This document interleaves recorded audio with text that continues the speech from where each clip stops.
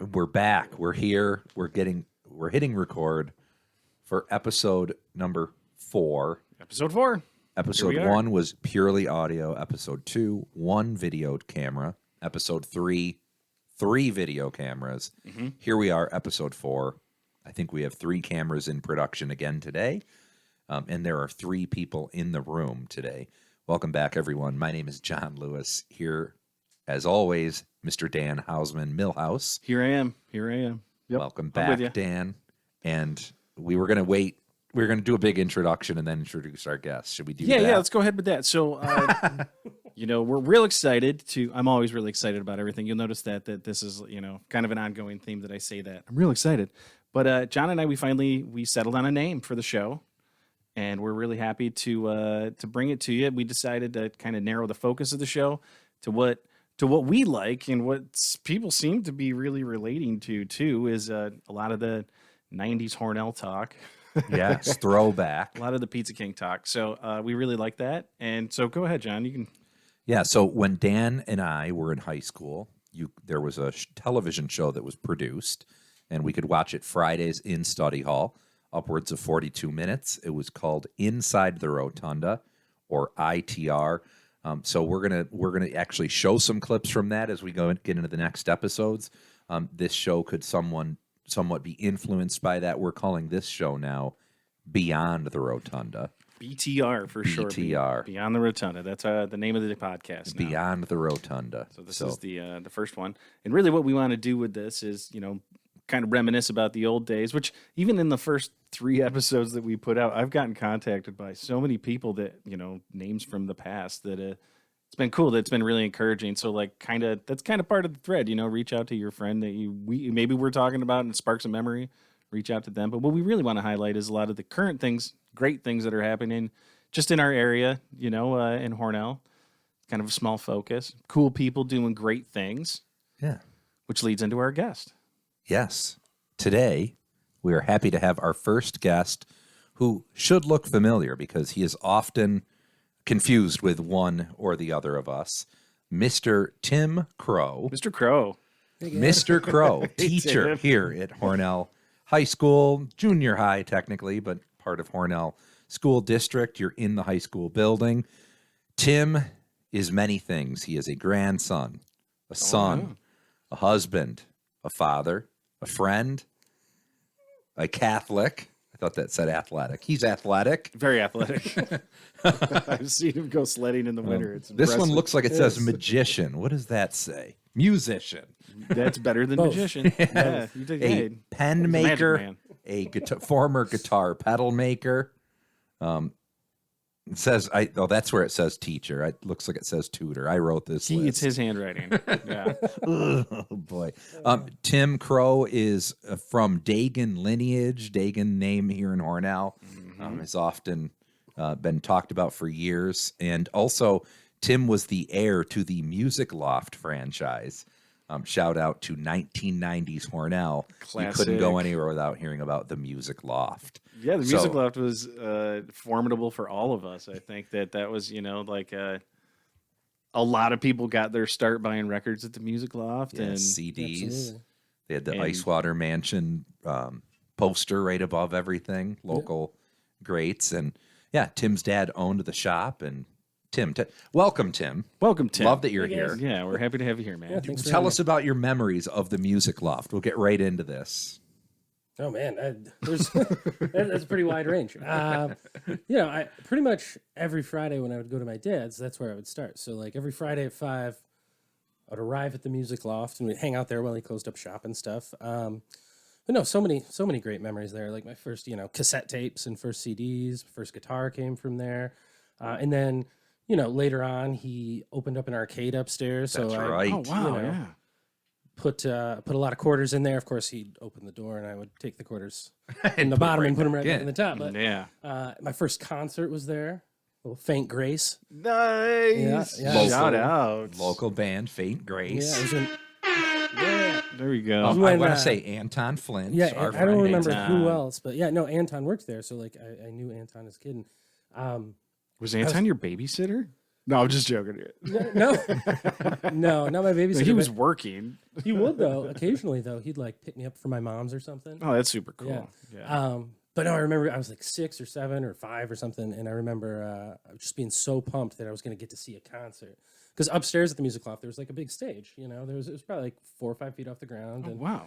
set up some chairs and stuff, and I was so excited to go see that. It was my first live music, and I got to hear the first few songs.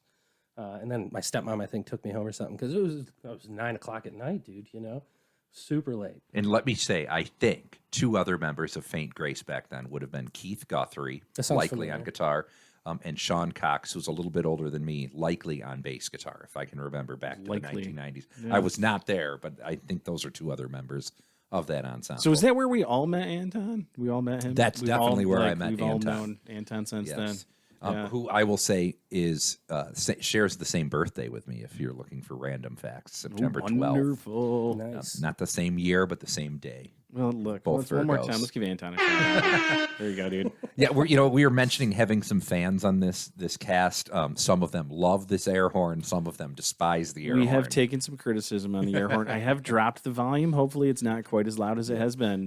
We dropped the volume on it a little bit. And we went a little wild last week. did go I a think we little- had 42 air horn shots. Oh, so- you counted them? Wow, yeah, it was a bit much. It was a bit much for sure. Okay, more about Tim. Let's see. We can go in random orders here, but Tim, you are currently a penman, a pen maker, Yeah. pen man. Yeah, what is the official term Yeah. for someone who makes a pen? I guess Pen just maker? I guess just pen maker. Yeah. Yeah. So And tell our audience, tell us about, he makes pens. He doesn't buy Hand- them. you the make store. them literally. Yeah, just tell about the process. Like, how do you? First of all, how did you get into it? Yes. It's a pretty Uh, niche hobby. It was actually like small world stuff in terms of how I did get into it. I started because they're fountain pens, and I started just because I liked writing with them. I got one in college, and it blew up in my pocket eventually. But like they have like a nib, and you refill the ink and all that stuff. So I had started buying some here and there, and I saw one on Facebook, and I was like, "That's a cool pen. I'm going to message the person who's selling it." And the dude started talking to me like he knew me, which was super strange. I was like, "Oh, okay." And then, like an hour later, he responded again. He was like, "I'm sorry, I thought you were your dad." That Interesting. dude. Also, Tim Crowe. Thank you. Yeah, Let's well, go. yes, understandably. So that was Greg Hardy, and this dude could have been anywhere in the world, right? But he's in SIO. And my dad student taught in his classroom, No, yeah, which is like great. Like when my dad was going back to school to be a teacher, that's cool. he was in Greg's classroom as Greg I Hardy. believe he was also a music store owner at Also one was. point too. Yeah. Yeah. So they had that in common. Wow. He had a tailor. Yep, Taylor. Yep. Taylor thing. But anyways, talked to Greg a little bit, and then eventually I posted I was like, I kind of like the pedal stuff. I was like, I want to try my hand at making them, and I posted in a Facebook group, and Greg saw it and just invited me up and stood next to me for like 10 hours while I made the first one, and that was it. How long ago was that, Tim? That was like November of 19, like right before COVID stuff. Okay.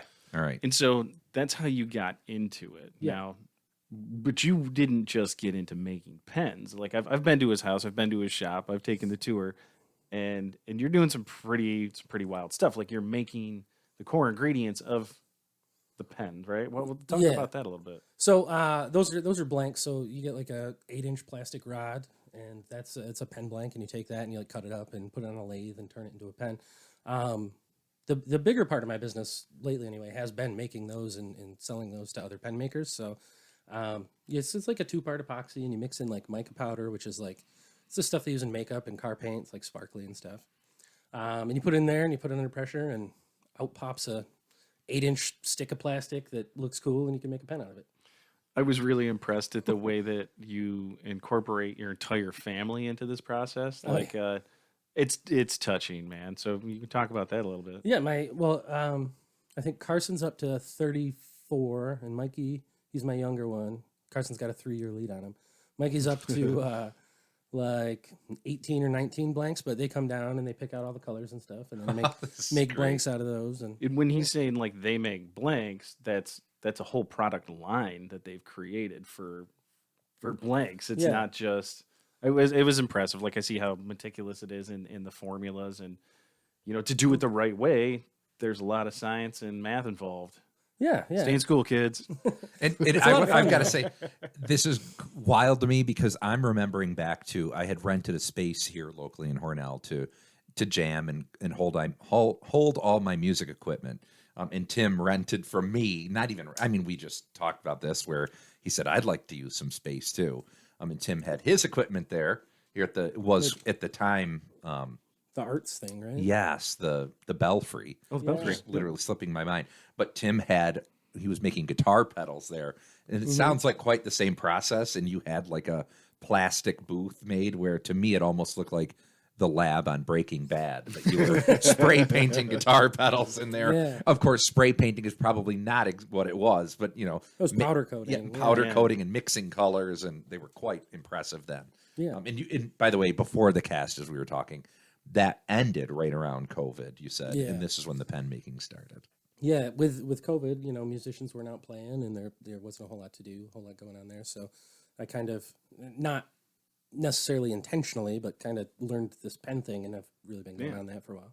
The COVID, like that first stimulus check came out, and that's when I bought all of this stuff. Right, I was like, bought a bunch of podcasting gear, and then I sat on it for years, and that's what we're doing now, We've been folks. talking Putting about it- this We've been for talking years, about it for so. years. Yeah, it's about time, man. Yeah. So the pedals, like that was. I know that your wife Jen had been doing a lot of graphic design on the pedals too, right? Like, and you were doing. Explain a little bit of that process. Like, so you're modding effects of. I mean, what is it? The core that you start with. A lot of them you start like, I mean, I don't know if it's fair to say that many pedals that are out there and now anyway, new things that come out, like are some sort of modified version of something that already exists. Like the Tube Screamer is a great example. Like there's a million different variants on Tube Screamer and stuff like that. So, as you start to learn about it, you can kind of, you figure out what in the circuit does what, and you can change values. And then from there, you learn how like specific parts of the circuit work, and you can kind of combine things from different areas. And It's way cool. yeah, it's fun. It's really- definitely a learning process. And Nick Dugo, shout out to Nick. I mean, Oh, let's give him one. yeah, All right, we'll just give him one. he was making pedals too, and I working with Nick, and I learned a lot from Nick, and he's a great dude too. So he played a huge role in that. You definitely tend to be the kind of guy that doesn't dip your toes into a hobby. You pretty much jump full in, Yeah. and it's commendable. And you stick with things too, which is pretty cool, dude. I know, Tim, I really dig into that. Just one more layer of, would you say you were always considered more of like creative person, just active brain, like that you like to learn about things? What do you think? Is any of that kind of... Yeah, I mean, I guess I don't know. It's just like fun. Like that's the biggest thing. I guess I didn't like look at either one, like the pens or the pedals, as like I want to learn about this. More just like, this is sweet, I want to do it. You know what I mean? Yeah.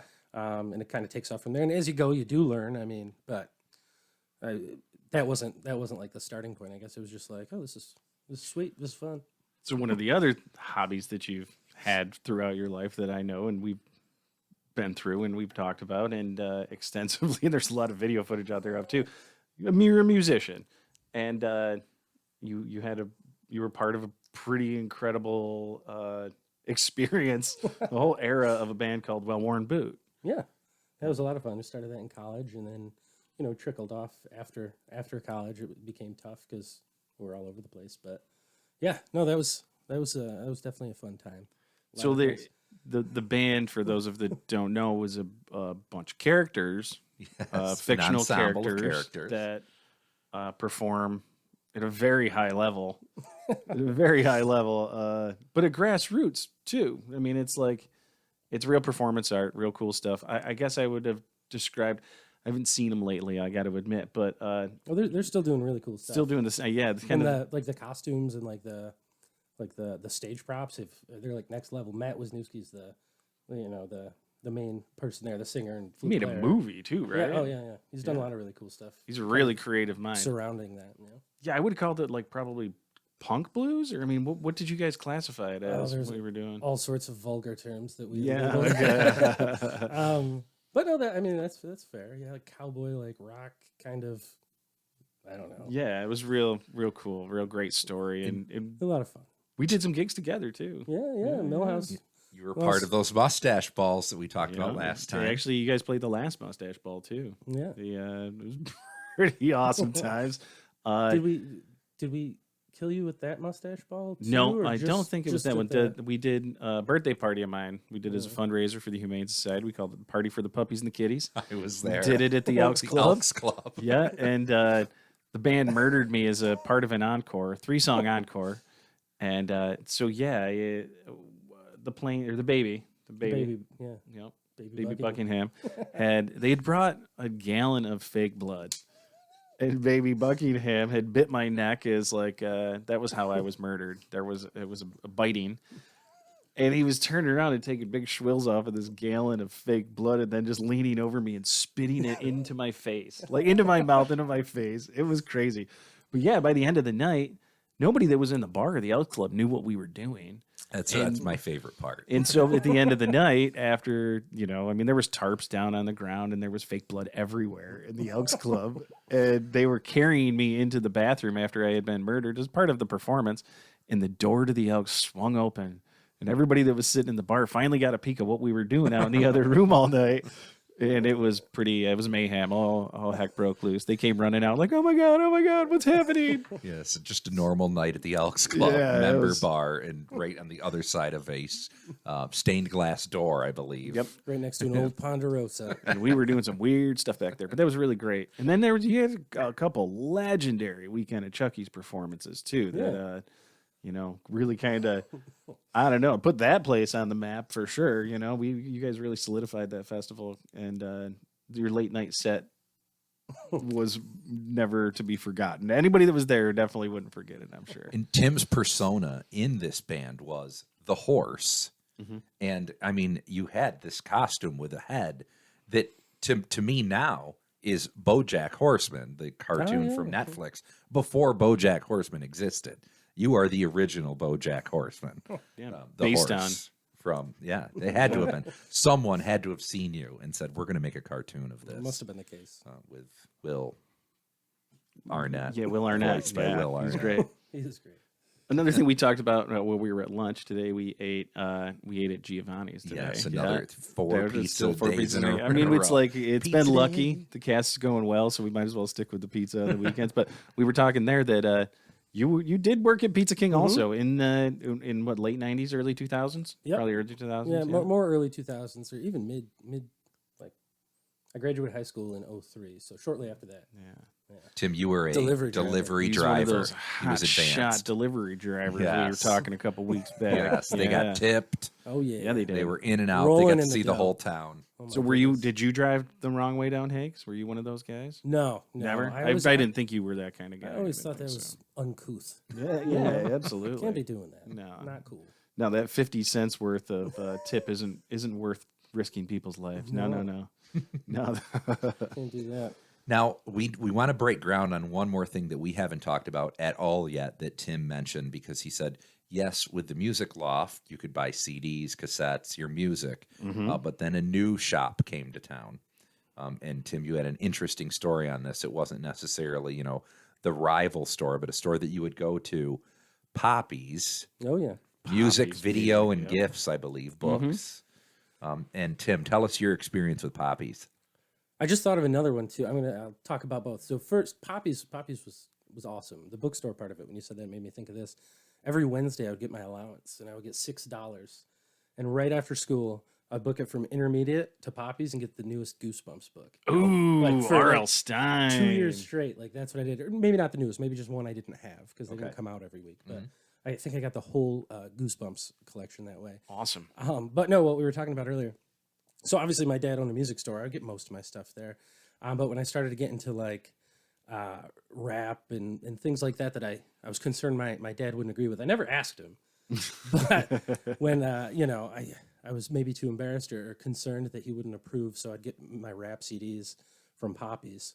I remember actually one time I got an ICP CD, The Great Malenko. Insane I Clown believe. Posse. Yeah, I don't know. I was like in like 6th or 7th grade, and I got it at Poppies.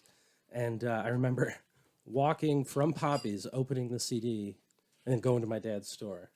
But I was just, I didn't have the nerve to be like, Dad, like, I like this music. What do you think? Because I was worried. I was like thinking like he's not going to approve. He won't like this. No, absolutely. You know, who wants their son to be a juggalo? Right, well, that's the Let's thing. face And it. so I wiped off my face paint real quick. Yeah. It's clown makeup. No, but yeah, when I started getting rap and stuff, I would do that. Which That's so funny. That's so funny. You weren't necessarily a juggalo for life. It was like a juggalo while you're at your mom's It's house. just Right. Yeah, part-time. part-time juggalo. My favorite Poppy story. I remember running there because we a couple weeks ago we talked about N1 Music, right? So Yes. N1 Music, they dropped the video for Monkey Wrench. Foo Fighters' Monkey Wrench was the first single off the Color and the Shape album. I ran to Poppy's. It was the first album that I ever pre-ordered. Pre-ordered the Color and the Shape, and when it came in, it is everything that it is. You know, I mean, it was everything that it was to me at that time too. It's huge. What a great album. That's probably my favorite Poppy's. You know, running down there to get that, and watching John and Dave perform in the Paradise Cafe. Let's give a shout out Yes. to Pam. And Paradise I think- Cafe. Wasn't Yeah. it called Coffee and Company? Was it Coffee and Company? At And then it that switched to time, Paradise Cafe? yes, Yeah, yes. okay. When Maybe it was earlier Coffee I and Company. agreed. You're I was right, like, okay. that's right, Paradise Cafe. But now that See, we're taping, and I'm saying, Wonderful people. yeah, it was Shout at out. the time Coffee and Company. Yep. And Dave and I played there, and there's photos, you and Curdy Johnson right in the front row. I think Trudy and Courtney are there with us too. yes, Shout that's out right. to them. Bow, bow. Yes. Okay. And one of my best memories of Poppy's, well, one, I knew when Poppy's was coming to Hornell because it actually originated in Olean. My mom's from Bradford, PA, so they had Poppy's in Olean, and then they were expanding to Bradford. And we were talking to the manager in Bradford, and she said, our next stop is Hornell, New York. We were like, great, that's where we live. So I knew of Poppy's before it even came to Hornell. But that's where we would get our CDs too. I remember just looking around, and Dave Wolliver had asked for the Beastie Boys Hello Nasty poster that Oh, hung in the yes. store. He said, when this comes down off of the display, could I have it? And they gave it to him. And Dave Nice. and I have traded it on and off for a number of So years. was this where it started for you with like realizing that you could purchase things that Posters display and display memorabilia. items in stores, right? You have quite a few different display items. Yes, in some stores. Life is Good things right in the Yeah. basement. Maybe when we do plan on expanding a little bit, maybe someday being from the basement, you could see some of those lights and stuff he's got down there too. There's Oh, that's right. just a lot of cool Right. stuff that John's amassed. I talk about his collection constantly because like it's a museum. everything he's ever owned. Yeah. Yep. Couple things I've lost. He keeps reminding me, and I'm like, I wish I had this, that. But now we've got a couple of minutes left. Tim, is there anything right now that you were wishing that we were going to talk about today? Maybe not necessarily, but I know we were talking as we set up here. We were talking about that we need you to watch The Wizard of Oz synced up with Dark Side of the Moon. Yeah, that'd be Pink pretty Floyd's. cool. Yeah. That's something I want him to experience as a musician himself. At lunch, we were talking about. You guys saw. I mean, we've kind of all seen some shows together, but you guys saw Dispatch last show, right? to Boston. Right. Yeah. That's, Boston? Yes. It was the billed band as their last Dispatch. show We ever, both right? loved them at the time. I've seen Dispatch's last show like 4 times. Yes, same. Our first time seeing them was supposed to be their last. Mhm. And I think it's since been 4 or 5 times. But, you know, they did break up for a while. Yeah, and that yeah. was the last show. And there were, they had claimed 400,000 people in It was Boston at something crazy. the It was, Hatch Shell. it was the largest independent music event in history to that point. They Yes. said. And Tim and I were there. Independent music. Yeah. Independent, yes. And Tim and I, one of 7 friends that rode in a minivan to Boston to see that show, and it was super hot, super humid, and we were basically on foot around the city of Boston that day, all chafing and sweating and doing our best to have a good time. And it was tough because no one expected that many people to go. There are DVDs of this if anyone were. Was it a free show or? Yes. Oh, okay, it was a free Free show. show. Okay. Super cool. And just again, they estimating maybe 400,000 people in a space that was probably 480 to 100,000. Is that Dispatch's home base? Or they? They're a New England band, England band, Vermont, okay. Yeah. Boston. Yeah. Yes, and it was incredible, incredible. Amazing But show. again, And they hot, released yeah. it as like a, an Yeah. official album. They put it out. Was it yeah. not all Can you points hear out? yourself Album and screaming? DVD. Oh, I was like, we're oh, buried in a crowd. Oh no, somewhere. I'm sure you're there. We got to go. Remember, we got to go in the van though. That's From, right. the Gut the Van, Wimpy. yeah. The van. That's right, Tim. That's pretty sweet. What- So The- and that was the probably tour van? 20 some Dispatch? years ago. Yeah, they had it Wow. on site. So they had a live album called Gut the Van, and they had like a DVD that accompanied it, and there was all this footage of them like talking about the van, hanging out in the van, and that van was there. So Oh, like, that's cool. a lot of people knew like what it was. It's a and real its character in their history. story. Yeah. Yeah. That's right. There's all sorts of signatures on the inside and stuff. I remember. And I remember we also went past the Real World Boston Firehouse. Oh, on you were that pumped trip. about Oh, it. yeah. That's all. John didn't even care about the concert. He just wanted to go. We've got to find see the this. Real I World mean, house. I don't even know if any of us had smartphones back then. We found that firehouse. I had a similar experience with Dylan Hopkins, and we had some friends. I think we went to see Pearl Jam in Pittsburgh. Pretty sure it was Pearl Jam, and we found the church where Dogma was filmed. Oh, great. So we had to find it, and it was right on the edge of an area that we did not want to go. I mean, it was wild. It was a wild time. We were nervous. It's not like it looks in the movie anymore. I mean, it was pretty bombed out, but that was a really cool time. Yep, that's Was great. Alanis Morissette there? No, Alanis Morissette was not there, but what a great character Yeah. she plays in that. Yeah. So now I have Awesome. to watch Dogma. That's the second time I've heard of this in the last few weeks that, So good. that I should watch it. Oh, you haven't seen it? No. Oh No. my gosh. It's available at the Hornell Public Library for free, though. Hey, check it out. You can You get it know, out. let's talk about the Hornell Public Library for a second. Okay. Talk about highlighting some people that are doing some great things in this community right now. yeah. They are crushing it down there, and I totally encourage her. Spend a lot of time down at the library, and actually, Tim brought his family down around Halloween. Yeah. We did a spooky whole Halloween story time thing down there at the library that was really fun. But if anybody's out there, they're not asking for money, just a little bit of time. If you want to join the Friends of the Library, look them up. They could use the help. They could use some citizens that care about. Let's get some civic pride going, right? Like, Yes. I mean, the three of us love this town. We And do. Absolutely. we do. And so, like I said, you know, if I said this at lunch, if you're hanging out with people that are complaining about there's nothing to do around here, or you know, getting down on Hornell, you're hanging out with the wrong people, because there's a lot of really cool stuff going on. Absolutely, man. Yeah. And so there's a shout out to the Hornell Public Library.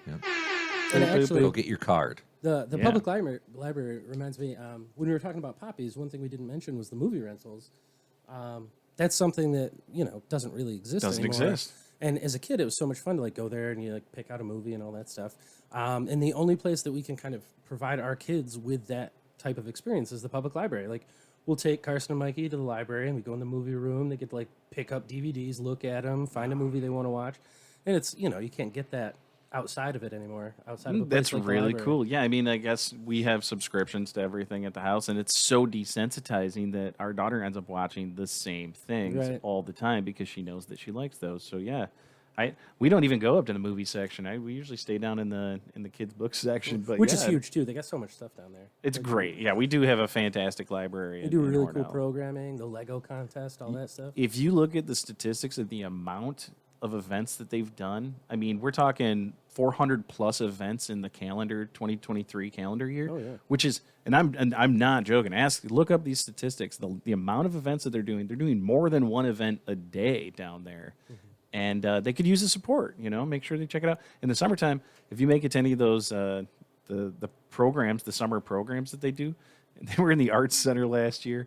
I mean, it is incredible how Absolutely. many kids are coming to those events. That Bubble Like, Man thing? The Bubble Man. Oh, that's dude, sold there's out like every ready to year. be Bubble 150 Man. kids there. It was awesome. Easily. Yeah, I mean, And we're at Reptile capacity. Man. You're at capacity for sure. And they're doing that with the same or less than they've always done it with. So, you know, they could really use some support. And I love those folks down there. So Yep. I was we're just giving them a there shout out. last month, 2 months ago, for a book reading and signing of a classmate of mine from Hornell, MJ Brundu. Cool. Wrote a book and read it, signed it right there at the Hornell Public Library. So shout out there as well. I'm farther away from the Yeah, Hornell he's Street. not next to. That's why there's a lot less shout outs today. Yeah. Well, plus we were trying to not be so heavy Weed on it down. the air horn, but Well, have a great week, everyone. Tim, we really Crowe. appreciate you being here. Yeah, thanks this for was a having me. It's been pleasure. fun. We're going to have you back. We for sure will. We Yeah. dealt with a guest today for our first time, and we've got to do it again. And the reason Tim was our first guest, we're the three of us have a thread going, a chain that we're consistently confused for each other. Yes. I think it's the glasses and the beard thing. So Hats. I said right now we're trimmed to different lengths. So we've got Yeah. your small, Tim's your medium length, And Dan's Yeah, I the got a little thick. bit longer. But there's yeah. been many times where we've probably all been around that medium, if not a little bit longer. And people say, Mr. Crow, and I'm like out playing tennis, or they've asked me about my kids, which I don't have kids. Same. it's There one was of like you Mr. two. Crow. Okay, I'll be out walking with my daughter, and they're like, "Oh, you have a beautiful daughter." I'm like, "Well, he's got a beautiful family, but this is my daughter." I was at, Run, Addie. I was at Walmart and somebody was thanking me for the Christmas card. I was like, yeah. haven't done that. It's Dan or John. Yeah, for sure. Not me. Halloween's a big one every time I'm walking around on Halloween because it's just dark enough where everybody's like, Mr. Crow, Mr. Crow. And I'm like, I tell them all, you listen to your parents, do your homework, wash your feet, brush your teeth. It's good stuff. Good advice. Yeah. Bring yeah. me a coffee on Monday morning, kid. Right. Ooh, you should In start school. doing that. All right. So Beyond the Rotunda, BTR. BTR. Thank you. Wherever Appreciate you y'all. are. Could be here, or here. Yeah. Reach out to your friends Tim. from high school. Give them a shout out. Love you, Yeah, brother. Here, high fives too. I appreciated this. Well, thanks, Let's guys. keep it going. A lot of fun. Way cool. Good night. Thanks.